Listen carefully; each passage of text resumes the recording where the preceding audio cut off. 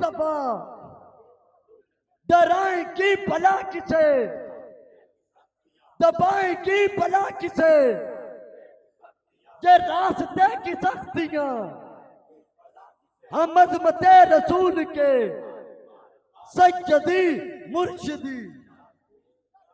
अस्सलामु अलैकुम वरहमतुल्लाहि वबरकातुहू। अल्हम्दु लिवलिय्यिही वस्सलातु वस्सलामु अला नबी व आलिहि व सहबिही व बारक वसल्लम। क़ाल अल्लाहु तआला व तबारक फ़िल क़ुरआनिल मजीद वल फ़ुरक़ानिल हमीद फ़ी शान हबीबिही मुख़बिरन व आमिरा। इन्नल्लाह व मलाइकतहु युसल्लूना अलन नबी या अय्युहल्लज़ीना आमनू सल्लु अलैहि व सल्लिमू तस्लीमा। अल्लाहुम्मा सल्लि अला सय्यदिना व मौलाना मुहम्मदिन मादिनिल जूद वल करम व आलिहि व सहबिही व बारिक वसल्लम। इसको बंद कर दीजिए। हम्दो तारीफ़ व तौसीफ़ अल्लाह जल्ला मजदुहुल करीम की ज़ात बाबरकत के लिए, जो खालिक कायनात भी है और मालिक शशहात भी।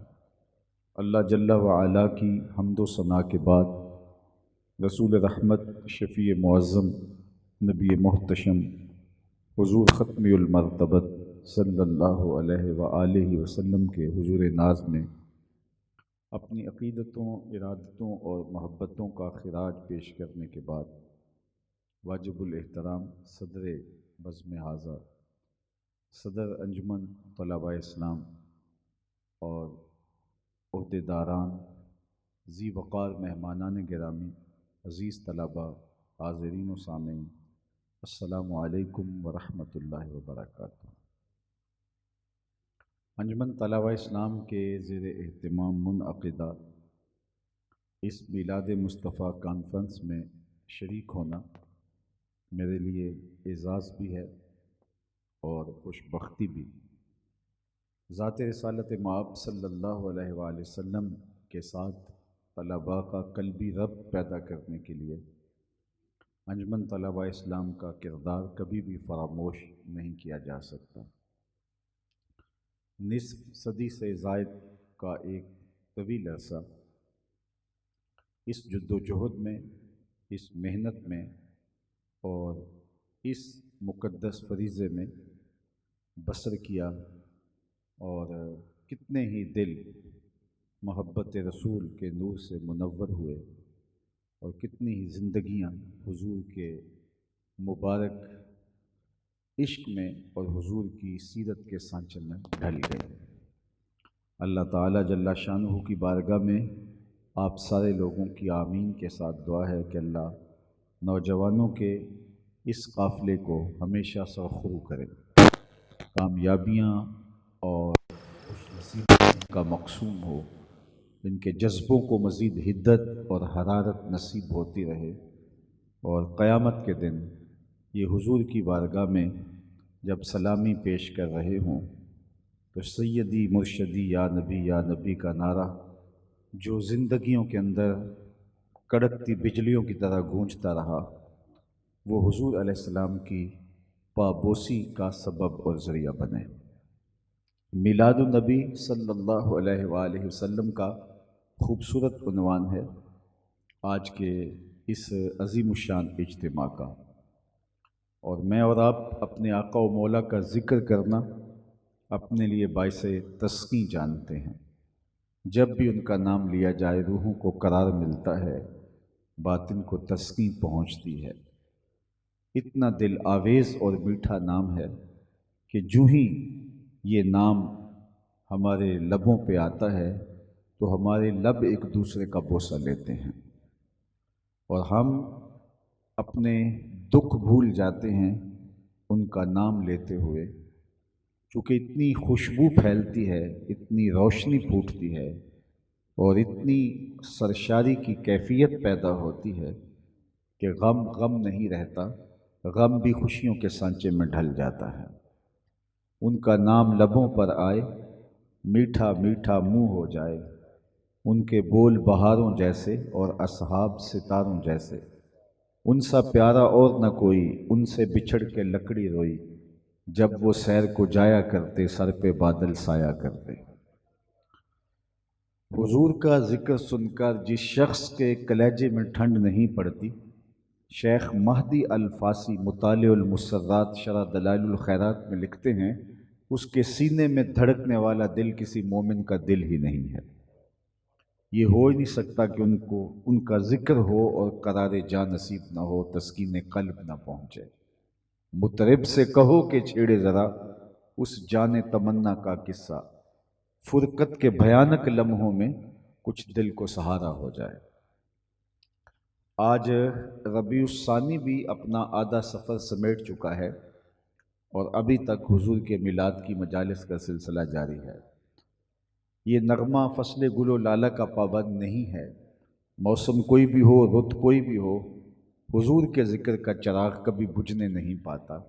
صدیوں قبل حضور اس دنیا پہ جلوہ گر ہوئے تھے، لیکن ماحول کی شگفتگیاں بتاتی ہیں جیسے کوئی کل ہی گزر کے گیا ہو۔ زمین سے آسماں تک، آسماں سے لامکاں تک ہے، کہاں کھولے تھے گیسو یار نے، خوشبو کہاں تک ہے۔ ہم نے اتنا تذکرہ اور ایسی دل آویز اور نورانی تذکار کی خوشبو کسی اور کے لیے پھیلتی نہیں دیکھی۔ میرے امام نے تو کہا تھا، کان جدھر لگائیے تیری ہی داستاں ہے۔ گھر گھر انہی کا تذکرہ ہے اور ہر لب پہ انہی کی باتیں ہیں۔ سو میں اور آپ اپنی خوش بختی کے لیے، اپنے مقدر سنوارنے کے لیے یہاں جمع ہوئے۔ باقی جہاں تک حضور کے ذکر کی بات ہے تو یہ ایک شب کا میلاد کیا، ساری زندگی ان کے نام لگا دے، حق کے شکر پھر بھی ادا نہ ہو۔ ہمارے بدن پہ اتنے بال نہیں ہیں جتنے رسول اللہ کے احسانات، ہمارا بال بال قرض رسالت میں جکڑا ہوا ہے۔ اگر وہ جلوہ گر نہ ہوتے، خدا شناسی تو بڑی دولت ہے، ہم خود شناس بھی نہ ہوتے، ہمیں اپنے آپ سے بھی ملاقات نہ ہوتی۔ اور میں آپ سے پوچھتا ہوں، جس کو یہ بھی پتہ نہ ہو کہ میں کون ہوں، اس کے پلے ہوتا کیا ہے؟ اقبال نے کہا تھا، اپنے من میں ڈوب کر پا جا سراغ زندگی، تو میرا نہیں بنتا نہ بن، اپنا تو بن۔ اور جو اپنا بھی نہیں ہو، جس کو یہ بھی نہ پتا ہو کہ میں کون ہوں، جس کو خود شناسی کا نور بھی نصیب نہ ہو، خود آگہی کے اجالے بھی حاصل نہ ہو۔ دیکھیے، اشرف المخلوقات ہونے کے باوصف، وَلَقَدْ كَرَّمْنَا بَنِي آدَمَ کا تاج انسان کے سر پہ رکھا ہے، لیکن یہ درختوں کو، حشرات الارض کو، چوپایوں کو، اجرام فلکیہ کو، مظاہر فطرت کو، جلتی آگ کو، چلتے پانیوں کو، اور یہ حتیٰ کہ انسان کی تاریخ دیکھیے کہ یہ جو کیچوا جو مچھلیاں پکڑنے کے لیے کانٹے کے ساتھ لگایا جاتا ہے، اس کو بھی اپنا معبود مانتا رہا۔ یعنی اس کو یہ بھی نہیں پتا تھا کہ میں کون ہوں۔ اپنے ہاتھوں کے تراشے ہوئے مادوں، لکڑی کے اوثان، پتھر کے اصنام اور آٹا گوندھ کر کے دھوپ میں رکھ کے خشک کیے گئے بت، ان کو اپنا معبود مانتا ہے۔ بھوک تنگ کرتی ہے تو پھر ان کو توڑ کر کے، ان کو گوندھ کر کے روٹی پکا جاتا ہے، کھا لیتا ہے کہ میرے خدا تو اب کام نہیں آئے گا تو کب آئے گا، اب تو بھوک سے میری جان بھی نکل رہی ہے۔ یہ اتنا بے بس، اتنا مجبور، وہ جو اپنے وجود اور اپنے تشخص کو بھی نہ بچا سکے، یہ اس کو بھی اپنا معبود مان رہا ہے۔ تو اس کو خودی کی پہچان کب تھی، اپنے ذات سے، اپنے آپ سے آگہی کب تھی؟ اللہ اکبر! یہ تو حضور علیہ السلام نے آ کے بتایا، وَالَّذِي خَلَقَ لَكُم مَّا فِي الْأَرْضِ جَمِيعًا، یہ جو کچھ زمین میں حضرت انسان تیری خدمت کے لیے، تیری ضرورت کے لیے، تیری نوکری کے لیے پیدا کیا گیا۔ درختوں کو پوچھتا ہے، یہ تجھے چھاؤں فراہم کرنے کے لیے، آکسیجن دینے کے لیے، تجھے پھل فراہم کرنے کے لیے پیدا کیے گئے، تیرے ایندھن کے لیے تخلیق کیے گئے۔ اجرام فلکیہ کی پرستش کرتا ہے، یہ تیری راہوں میں روشنی اجالنے کے لیے، تیرے ذوق نظارہ کی تسکین کے لیے۔ جانور تیری سواری کے لیے، بار برداری کے لیے، تیری غذائی ضرورتوں کے لیے پیدا کیے گئے، تو ان کو معبود سمجھ رہا ہے۔ نہیں تو دیکھ، چاند کو پوچھتا ہے، یہ دیکھ، انگلی اٹھتی ہے اور وہ ٹکڑے ہو کے قدموں میں آتا ہے۔ سورج کو پوچھتا ہے، یہ دیکھ، اشارہ ہوتا ہے اور وہ بھاگتا ہوا عصر کے وقت پہ آتا ہے۔ درختوں کو پوچھتا ہے، جا میں نہیں، تو ہی کہہ دے تمہیں اللہ کا رسول بلا رہا ہے، اور درخت دوڑتا ہوا قدموں میں آ کے سلامی پیش کرتا ہے۔ اب انسان کی آنکھ کھلتی ہے کہ میں جن کو معبود سمجھتا تھا، وہ تو میری دہلیز کے نوکر نکلے، وہ تو میری چوکھٹ کے غلام نکلے۔ اب اس کا شعور سنبھلتا ہے اور اب اسے سمجھ آتی ہے کہ ستاروں سے آگے جہاں اور بھی، اب اس کی ٹون ہی بدل جاتی ہے، لہجہ ہی تبدیل ہو جاتا ہے۔ اب اس کا بدلا ہوا لہجہ دیکھیے کہ فرشتہ کہنے سے میری توقیر گھٹتی ہے، میں مسجود ملائک ہوں، مجھے انسان رہنے دو۔ یہ میں اسی انسان کی بات کر رہا ہوں جو اپنے ہاتھوں کے تراشے ہوئے اصنام کو معبود کہتا تھا اور ان کے چرنوں میں پیشانی کا تقدس پامال کرتا تھا، اور اب کہتا ہے مجھے فرشتہ بھی کہا تو میری عزت میں فرق آتا ہے، کیونکہ فرشتوں کی پیشانی تو میرے حضور جھکی ہے۔ اب اسے سمجھ آئی کہ پرے ہے چرخ نیلی فام سے منزل مسلمان کی، ستارے جس کے گرد راہوں وہ کارواں تو ہے، کانپتا ہے دل تیرا اندیشہ طوفان سے کیا، ناخدا تو بحر تو کشتی بھی تو ساحل بھی تو، دیکھ آ کر کوچائے چاکے گرے با میں کبھی، کیس تو لیلا بھی تو صحرا بھی تو محمل بھی تو، وائے ناکامی کہ تو محتاج ساکی ہو گیا، میں بھی تو مینا بھی تو مستی بھی تو حاصل بھی تو، آہ کس کی جستجو آوارہ رکھتی ہے تجھے، راہ تو رہرو بھی تو رہبر بھی تو منزل بھی تو، بے خبر تو جوہر آئینہ ایام ہے، تو زمانے میں خدا کا آخری پیغام۔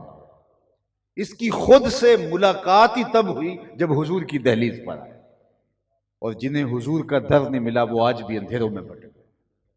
یہ بالکل ہماری ہمسائیگی میں رہنے والے پی ایچ ڈی ڈاکٹر ہے اور بدھ کے آگے ہاتھ جوڑے کھڑا ہے، اس کی عقل و بینش، اس کا فہم و ادراک اسے نہیں بتا رہے کہ بدن پہ بیٹھی مکھی بھی نہ اڑا سکے، تیری ضرورتوں کا کفیل کیسے ہو سکتا ہے۔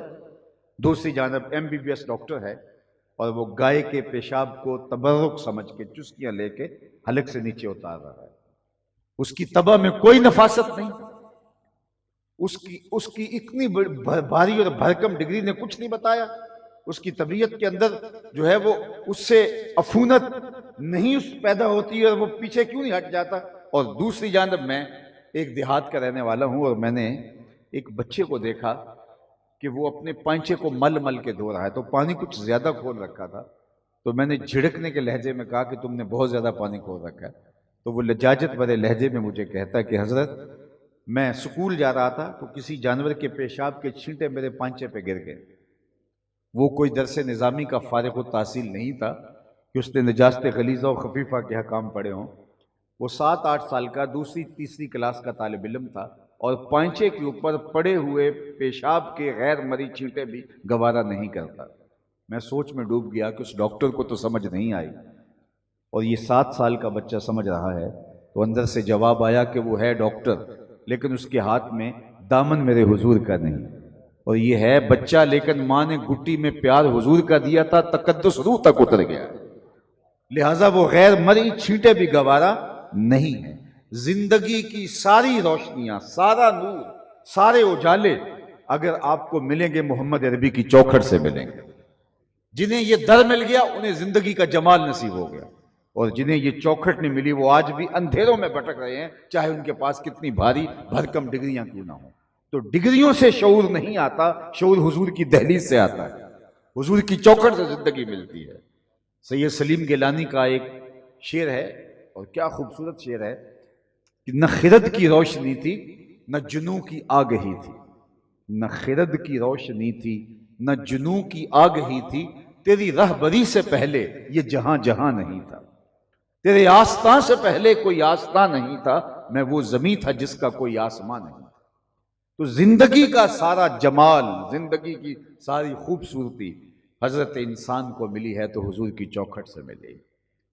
میں آپ سے پوچھتا ہوں، قرآن نے کہا نا اذا بشر احدهم بالانثى، جب کسی کو یہ خبر دی جاتی کہ تیرے ہاں بیٹی پیدا ہوئی ہے تو اس کا چہرہ اتر جاتا، سیاہ پڑ جاتا اس کا منہ۔ آبرو بچانے کا ایک ہی راستہ تھا کہ اس بیٹی کو زندہ درگور کرے، اور اگر یہ نہیں کر پاتا تو معاشرے میں سر اٹھا کے چلنے کے قابل نہیں ہوتا۔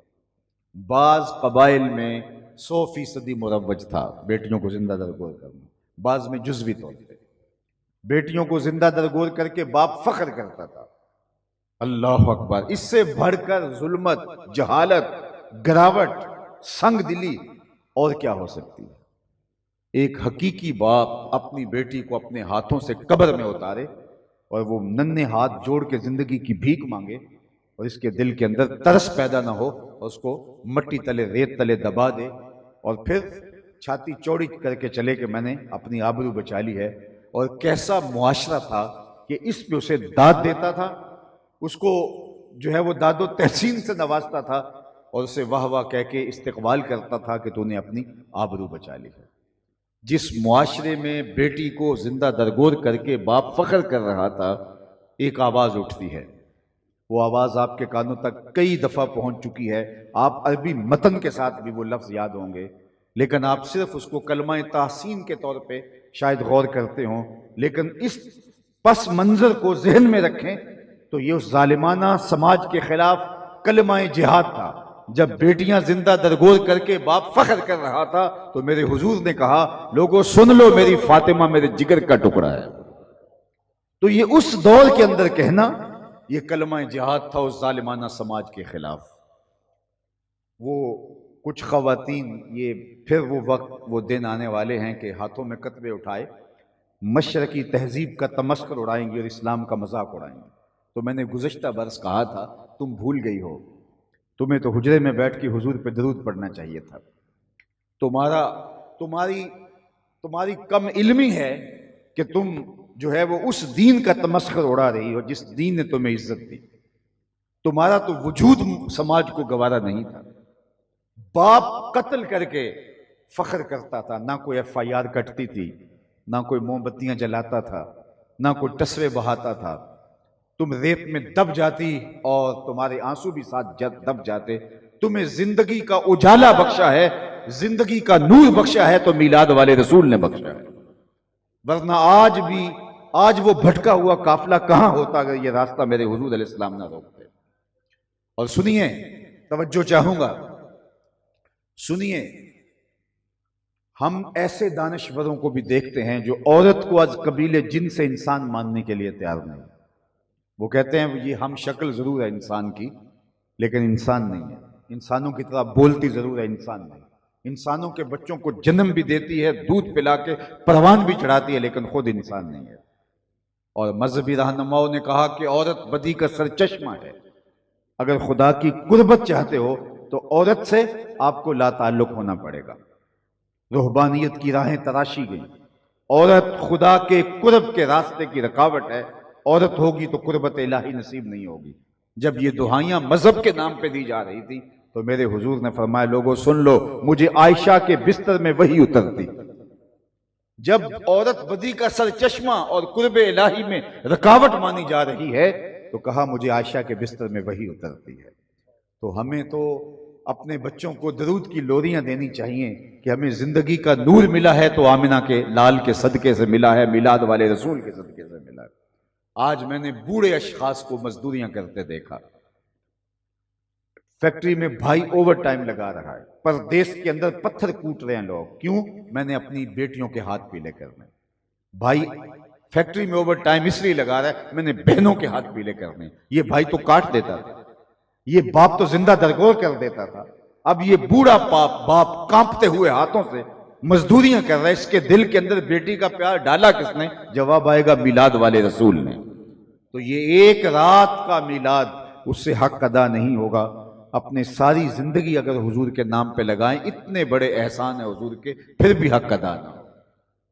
یتیموں کو دھکے دیے جاتے تھے، قرآن نے کہا فَذَلِكَ الَّذِي يَدُعُ الْيَتِيمَ، یہ وہ بد نصیب شخص ہے جو یتیم کو دھکے دیتا ہے، اور وہ عملاً دھکے دیا کرتے تھے، وہ کھانا دے دیا کرتے تھے لیکن یتیم کے ساتھ اپنے بچوں کو نہیں کھیلنے دیتے تھے۔ ان کا خیال یہ تھا کہ نحوست در آئے گی۔ جب معاشرہ اتنا سفاک ہو گیا تھا کہ یتیموں کو دھکے دیے جا رہے تھے، میرے حضور نے فرمایا میں اور یتیم کی کفالت کرنے والا قیامت کے دن اس طرح نیڑے ہوں گے جس طرح یہ میری 2 انگلیاں کریں گے۔ اور سب سے افضل گھر کون سا ہے؟ سوال، سب سے افضل گھر کون سا ہے؟ کسی نے کہا شہر کے وسط میں جو گھر ہے وہ سب سے اچھا ہے، کوئی بولنے کا نہیں جناب کشادہ گھر اچھا ہے۔ دیہات کا مزاج رکھنے والا بولا جناب کھلے کھیتوں میں کھلیانوں میں چار طرف سبزے کی زمردی چادر بچھی ہو تو وہ گھر اچھا ہے۔ کسی نے کہا نہیں یا سمندر کے کنارے ہو، دور تک پانیوں کا منظر دل فریبی پیدا کرے۔ کسی نے کہا کوساروں کی چوٹیوں کے اوپر گھر، شفاف ہوا کی ضمانت بنتا ہے، وہ اچھا ہے۔ لیکن آمنہ کے لال فرماتے ہیں سب سے اچھا گھر وہ ہے جس میں یتیم رہتا ہو اور اس کی کفالت بھی ہوتی ہو اور اس کی عزت بھی ہوتی ہو۔ وہ 2 مرلے کا جھونپڑا کیوں نہ ہو، وہ افضل اور وہ اشرف گھر قرار پاتا ہے۔ یتیموں کو پستیوں سے اٹھا کے اوج ثریا کی بلندیوں تک پہنچایا۔ میرے نبی کا لایا ہوا دین تو اتنا حساس ہے، اللہ اکبر۔ اس دین کے اندر ہمیں یہ ضابطے، یہ قانون دیے گئے کہ جب بچے مشترکہ طور پہ اکٹھے کھیل رہے ہوں، تمہارا بچہ بھی ان بچوں میں کھیل رہا ہو، تمہیں کام پڑ جائے اور بچے کو واپس بلانا ہو، تو کہا کہ بچے کو نام لے کر تم نے آواز دینی ہے، اس کو بیٹا کہہ کے نہیں پکارنا۔ حضور ہمارا بیٹا تو ہے، اگر بیٹا کہہ کے پکار دیں تو حرج بھی کیا ہے؟ کہا تم نہیں جانتے، ہو سکتا ہے کھیلنے والوں میں کوئی یتیم کھیل رہا ہو، اور جب تم اپنے بچے کو بیٹا کہہ کے پکارو گے تو اس کا دل دکھ جائے گا۔ ہمیں تو بیوہ کے سامنے اپنی بیوی سے ملاطفت کا اظہار کرنے سے روک دیا گیا۔ دوپہر کو سلا دیتی ہے بچوں کو وہ اس ڈر سے گلی میں پھر کھلونے بیچنے والا نہ آ جائے۔ ہمیں تو کتنا حساس دل، کتنا نازک دل اسلام نے جو ہے وہ دیا ہے، اور لوگوں کی ضرورتوں کا خیال، لوگوں کی چیزوں کا لحاظ، حتیٰ کہ یہاں تک کہ اپنے گوشت کی خوشبو سے غریب ہمسائے کو تکلیف نہ دو، یا تو پانی تھوڑا زیادہ ڈال لو، شوربے کی پیالی ہمسایوں کے گھر بیچ دو، اور اگر ایسا نہیں کر سکتے تو ایسے زاویے اور ایسے وقت میں کھانا پکاؤ جب غریب کے بچے سو چکے ہوں۔ یہ ہے ہمارے آقا کا دیا ہوا دین۔ انسانیت کے لیے جو درد دل حضور کے قلب اطہر میں ہے، جو انسانیت کے لیے حضور کا نازک دل اور حضور کا گداز دل احساس رکھتا ہے، آپ کو کائنات میں کہیں نہیں ملے گا۔ آج دنیا انسانی حقوق کی بات کرتی ہے، غلام لالا کے دنیا پر کون بیچتا تھا، اور منڈیاں غلاموں کی سجتی تھی، اور کس نے غلاموں کو آزادی کا مجدہ جاں فضا دیا؟ آپ نے یہ علماء سے بارہا سنا کہ جب حضور کی ولادت طیبہ ہوئی تو سویبہ نے آ کر کے کہا کہ تیرے مرحوم بھائی کے گھر میں بیٹا پیدا ہوا، ابو لہب سے کہا، تو اس نے انگلی کے اشارے سے کہا جا تو آزاد ہے۔ اس کا پھر جو فائدہ ابو لہب کو ہوا وہ ایک الگ عنوان ہے، لیکن میں اپنے مضمون کے مطابق جو بات کرنا چاہتا ہوں وہ یہ کہ حضور علیہ السلام نے صحن کائنات میں قدم رکھا، غلامی کی زنجیریں ٹوٹنے لگی۔ غلام کو آزاد کرنے کے اتنے طریقے دیے، قسم توڑ بیٹھو غلام آزاد کرو، روزہ توڑ بیٹھو غلام آزاد کرو، کفارہ زہار میں غلام آزاد کرو، کفارہ قتل میں غلام آزاد کرو، ویسے ترغیب دی غلام آزاد کرنے کی۔ اور صحابہ کی زندگیاں بھری پڑی ہیں۔ حضرت عثمان رضی اللہ تعالیٰ عنہ جمعے کی تیاری میں ایک مرحلہ غلام آزاد کرنے کا بھی رکھا تھا، یعنی جب جمعے کے لیے تیار ہوتے، غسل کرتے، بال تراشتے اور غلام بھی آزاد کرتے۔ صحابہ میں سب سے امیر حضرت عبد الرحمن بن عوف رضی اللہ تعالیٰ عنہ، انہوں نے اس دور کی سب سے مہنگی سخاوت بھی غلام آزاد کرنا ہے۔ انہوں نے اپنی زندگی میں 30,000 غلام آزاد کیے، 30,000 غلام آزاد کیے۔ آج غلامی آپ کو نہیں ملے گی، وہ بدنی غلامی۔ اب ذرا علل اور اسباب پہ غور کیجئے۔ غلامی کو ختم کرنے کے لیے کس نے باقاعدہ شریعت میں ضابطے رکھے، ترغیب دی اور لوگوں کو حکم دیا غلام آزاد کرو۔ تمہیں خوشی ہو تو غلام آزاد کرو، تمہیں صدمہ پہنچے، غم غلط کرنے کے لیے غلام آزاد کرو۔ غلام کو کہا تم مخاطبت کر سکتے ہو، اپنے آقا کے ساتھ طے کر سکتے ہو کتنے پیسے کما کے دوں گا اور مجھے آزاد کر دیا جائے۔ غلاموں کو آزاد کرنے کی غلاموں کو ترغیب دی کہ ان کو غلامی سے نجات کیسے حاصل کرنی ہے، اور دین کے اندر ترغیب رکھی کہ ان جرموں کی سزا غلام کی آزادی ہے، اور ترغیب اور تحریص دلائی غلام کو آزاد کرنے کی۔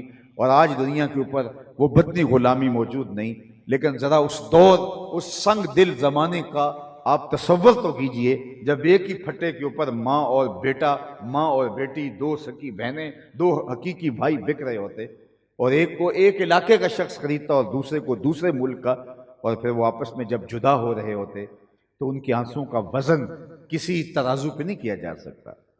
جب ماں اور بیٹی ایک ہی اسٹیج کے اوپر بک رہی ہوتی، اور پھر ماں کو کوئی خرید لیتا، بیٹی کو کوئی خرید لیتا، ماں تو خوشی سے، بیٹی کی مرضی سے اس کو ڈولے میں ڈالتی ہے تو پھر بھی اس کے آنسو ضبط نہیں ہوتے، اور یہ تا زندگی اس سے جدا ہونے جا رہی ہے، اور ماں غلام اور کنیز بن کے کہیں اور جا رہی ہے۔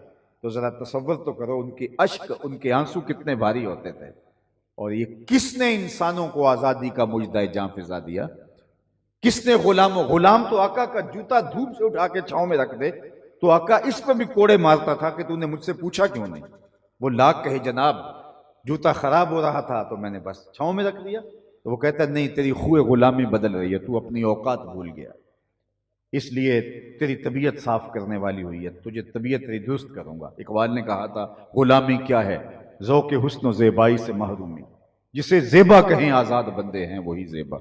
بھروسہ کر نہیں سکتے غلاموں کی بصیرت پر کہ دنیا میں فقط مردان حر کی آنکھ ہے.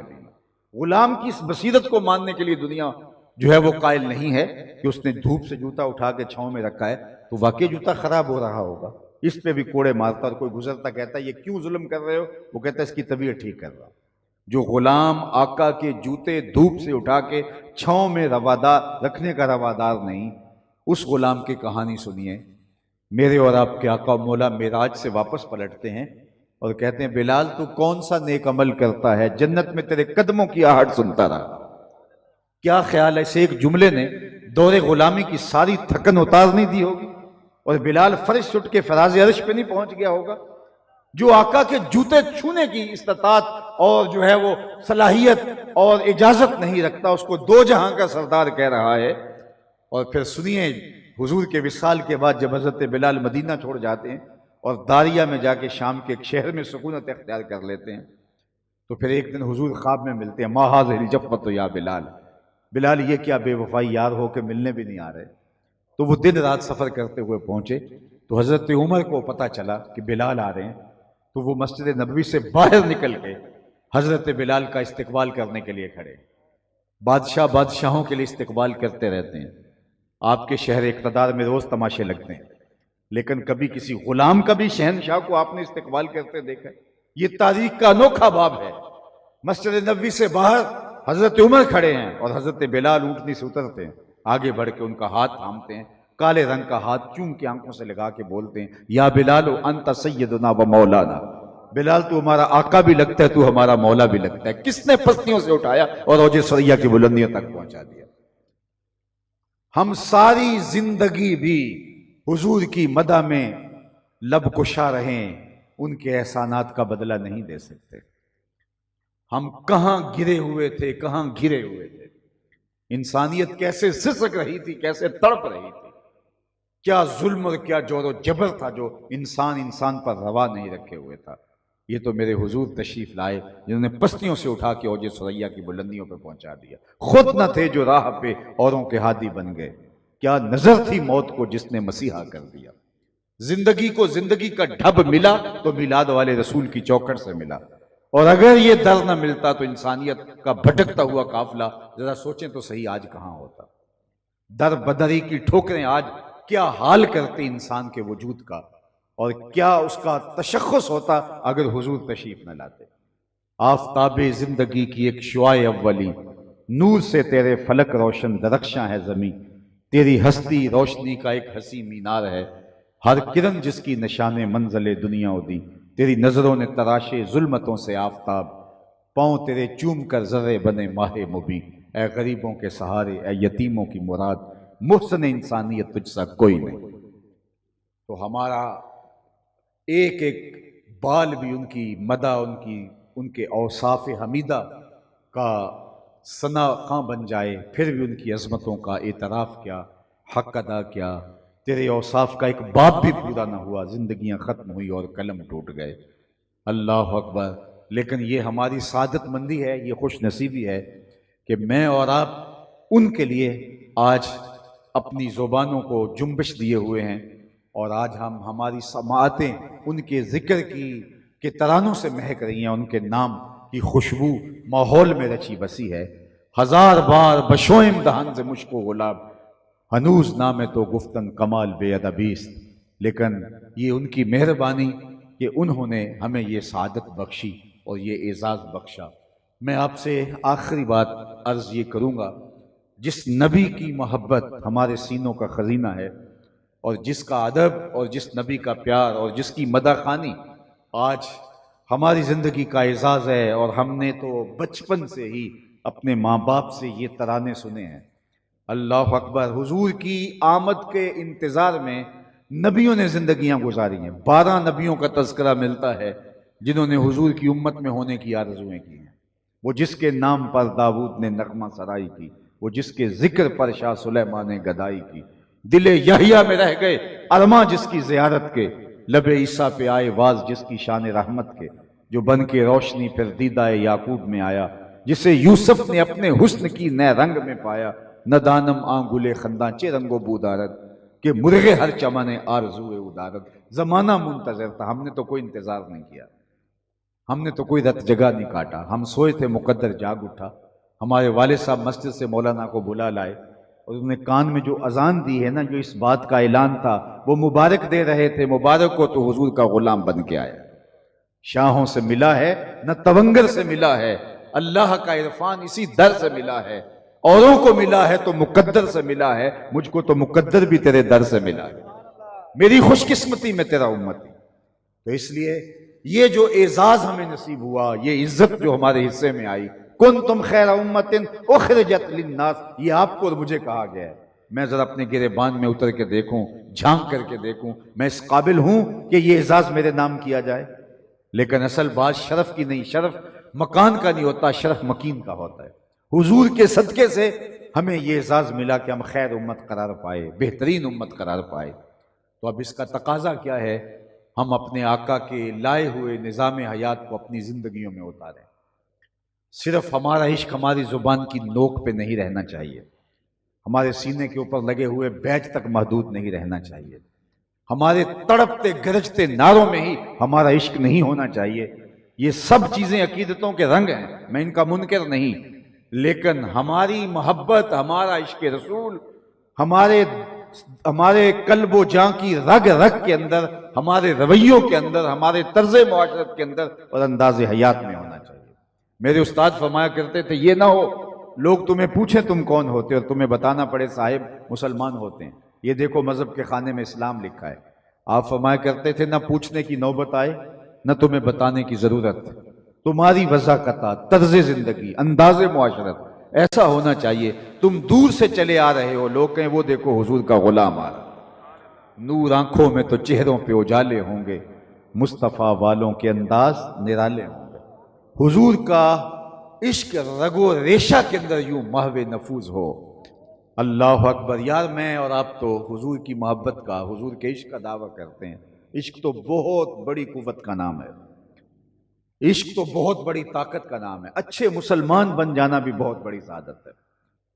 عاشق اپنے آپ کو قرار دینا، یہ تو انتہائی درجہ ہے محبت کا۔ عاشق ہر کوئی آکے، پر عاشق بندا مر کے، زہر پیالہ کوئی نہیں پیندا، پر عاشق پیندا پر کے۔ اور پھر جب دعوی محبت ہے، دعوی عشق ہے، اطاعت کا دعویٰ ہے، تو محبوب کا حکم ہو اور ہماری طرف سے کوتاہی ہو، یہ ممکن نہیں ہے۔ محبوب تو حکم دے اور ایسے کام کا حکم دے جس کو بجا لانا نفس الامر میں ممکن نہ ہو، تو عاشق تو یہ بھی نہیں پوچھتا کہ یہ تو ہو ہی نہیں سکتا۔ محبوب نے کہہ دیا، اس نے تیشہ کندھے پہ رکھا اور پہاڑوں کو کھودنے نکل گیا کہ یہاں سے دودھ کی نہر نکال کے لاؤں گا، یہ نہیں پوچھتا، پہاڑوں سے دودھ تو نہیں نکلا کرتا، لیکن اس نے یہ نہیں پوچھا، اس نے کہا محبوب نے کہا ہے میں کر گزروں گا۔ اور ہم تو جس کو محبوب مانتے ہیں وہ تو خدا کا بھی محبوب، اور پھر ان کے بتائے ہوئے طریقے اور ان کے بتائے ہوئے فرامین ہمیں ملحوظ نہ رہیں، تو پھر ہمیں بار بار سوچنا پڑے گا کہ ہمارا عشق دعوے سے خالی ہے، ہماری محبت دلیل سے خالی ہے۔ بلکہ میں محبت کے تقاضوں پر اگر بات کروں تو محبت تو اس بات کا تقاضا کرتی ہے کہ محبوب کا حکم تو بڑی دور کی بات ہے، محبوب کی منشا کو محبت سمجھتی ہے کہ محبوب کی چاہت کیا ہے۔ مدینہ المنورہ کی ایک گلی سے حضور گزر رہے تھے، وہاں ایک ایسا مکان بن رہا تھا جو طرز تعمیر حضور کو پسند نہیں تھا۔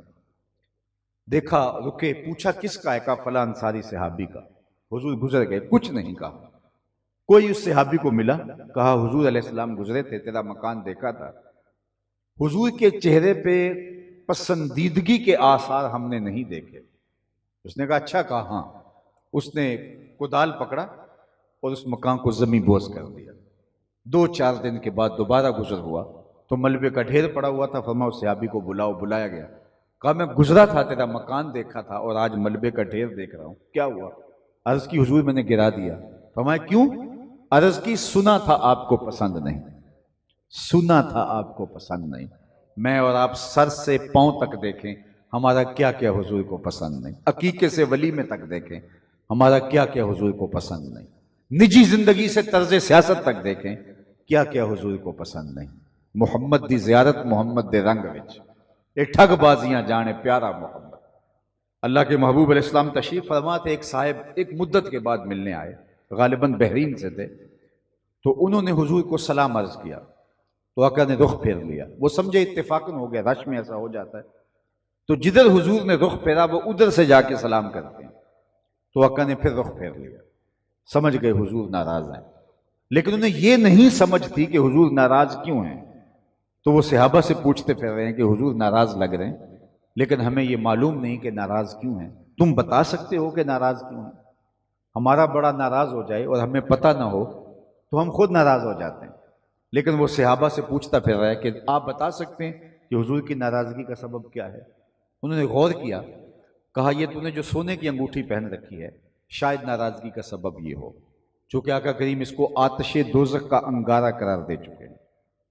آگے بڑھا، انگوٹھی اتار کے حضور کو پیش کرتے ہوئے کہا حضور آپ اس وجہ سے ناراض ہیں، یہ رہی. آقا کریم نے پکڑی اور یوں پھینک دی. ناراضگی کی وجہ یہی تھی. بیٹھ گیا، مجلس چلتی رہی. اختتام کو مجلس پہنچی، لوگ پلٹنے لگے تو یہ صحابی بھی واپس اٹھ کے جانے لگے. تو کسی نے اشارہ دیا وہ انگوٹھی تو اٹھا لو، تم تو نہیں پہن سکتے لیکن تمہاری بیوی تو پہن سکتی ہے.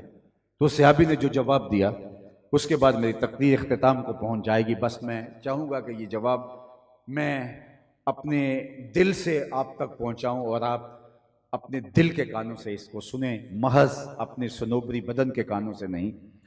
اللہ اکبر. تو کہا کہ یہ انگوٹھی تمہاری ہے، اس کو اٹھا لیجئے. تو صحابی نے جو جواب دیا، میں اور آپ اس دائرے میں اپنی محبت کو، اپنے عشق کو، اپنی عقیدت کو، اپنی مسلمانی کو پرکھیں. کہا یہ اٹھا لیجئے، شرعاً تمہارے لیے سونا پہننا واقعتاً جائز نہیں لیکن تمہاری بیوی تو پہن سکتی ہے اور یہ ملک تمہاری ہی ہے، اس کو اٹھا لیجئے.